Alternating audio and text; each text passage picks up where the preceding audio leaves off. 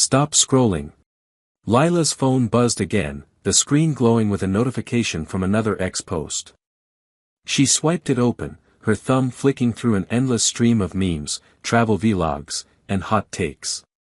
It was 11 p.m., and she'd been scrolling for hours, sprawled on her couch in her tiny Toronto apartment. The dishes were piled in the sink, her yoga mat gathered dust in the corner, and the half-written application for a graphic design course sat untouched on her laptop. Tomorrow, she muttered, liking a post about someone's shiny new life in Vancouver. The next morning, Lila woke to a text from her friend Aisha, "Stop scrolling, start growing. Coffee at 10. The phrase stuck with her, like a catchy song lyric. At the cafe, Aisha, vibrant and annoyingly put together, slid a flyer across the table. It was for a local art workshop, promising hands-on skills and portfolio building. "You're always complaining about your dead-end job," Aisha said. "Why not try this? 1 month, no pressure, just create." Lila hesitated. She'd spent years dreaming of a creative career but always found excuses: too busy, too broke, too scared. Her phone vibrated again, tempting her to check it.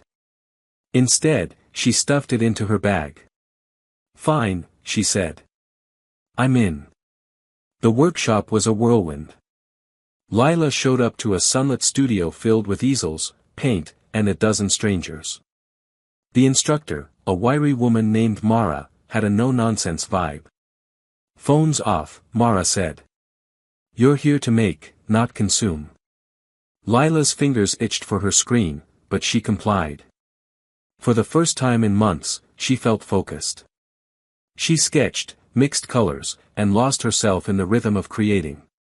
Her first piece, a vibrant abstract of Toronto's skyline, was messy but hers. Each evening, Lila went home energized. She started small habits: 10 minutes of yoga, a quick sketch before bed, a budget to save for that design course. She unfollowed accounts that made her feel inadequate and followed local artists instead. One night, she posted her latest painting on X, captioning it, "First try.